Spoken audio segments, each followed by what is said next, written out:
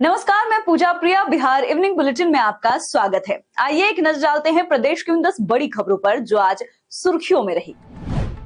गया लोकसभा सीट पर एनडीए और महागठबंधन दोनों ने अपने अपने उम्मीदवारों का ऐलान कर दिया है। पूर्व सीएम जीतनराम मांझी का मुकाबला आरजेडी के कुमार सर्वजीत से होगा। 2019 में जदयू के टिकट पर विजय मांझी यहां से चुनाव जीते थे, लेकिन इस बार सीट हम के खाते में जाने से उनका टिकट कट गया। इंडिया गठबंधन में बिहार की सीटों का बंटवारा अभी तक नहीं हुआ है। दूसरी तरफ आरजेडी सुप्रीमो लालू यादव ने टिकट बांटना भी शुरू कर दिया है।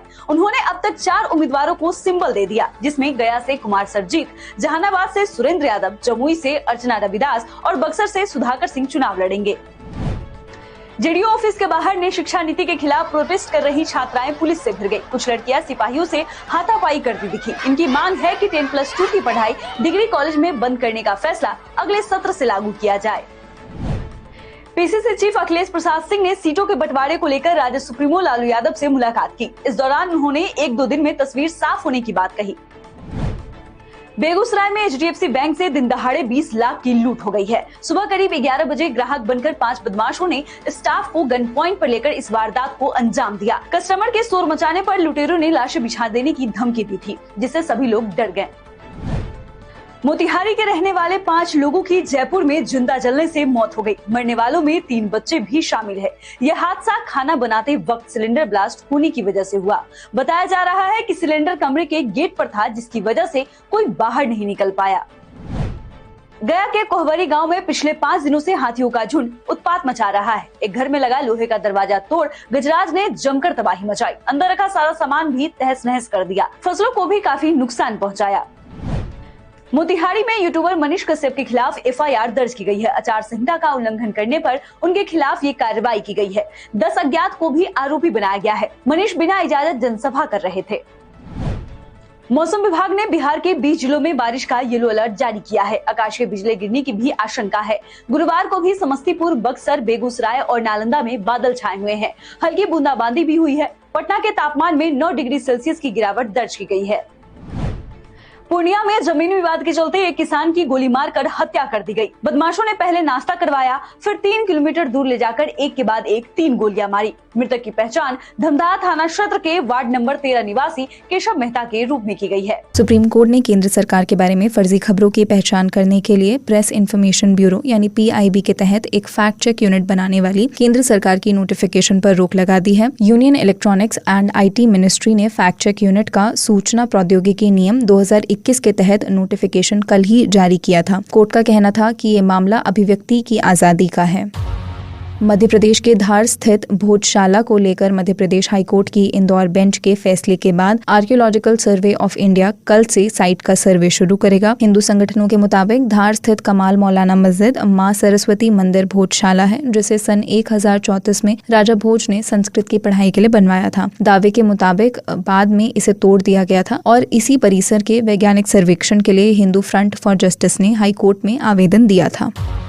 इनकम टैक्स डिपार्टमेंट की तरफ से कांग्रेस के बैंक खातों पर हुई कार्रवाई को लेकर आज पार्टी ने एक प्रेस कॉन्फ्रेंस की। प्रेस कॉन्फ्रेंस के दौरान राहुल गांधी ने आरोप लगाया कि कार्रवाई के खिलाफ कोर्ट या चुनाव आयोग किसी ने भी कुछ नहीं कहा। उन्होंने आगे जोड़ा कि इस तरह कांग्रेस के बैंक खाते नहीं बल्कि देश के लोकतंत्र को फ्रीज किया गया है और उन्होंने ये आरोप भी मढ़ा कि अब हमारे देश में लोकतंत्र नहीं है। सुप्रीम कोर्ट ने 2 नए चुनाव आयुक्तों की नियुक्ति पर रोक लगाने वाली याचिकाओं को आज खारिज कर दिया है। साथ ही बेंच ने ये भी कहा है कि 2023 का फैसला नहीं कहता कि चुनाव आयुक्तों की नियुक्ति के लिए सिलेक्शन पैनल में जुडिशियल मेंबर होना चाहिए। तो चुनाव आयुक्तों की नियुक्ति अधिनियम 2023 पर फिलहाल रोक नहीं लगेगी। हालांकि कोर्ट ने लॉ को चैलेंज देने वाली मुख्य याचिकाओं की जाँच करने का आश्वासन दिया है।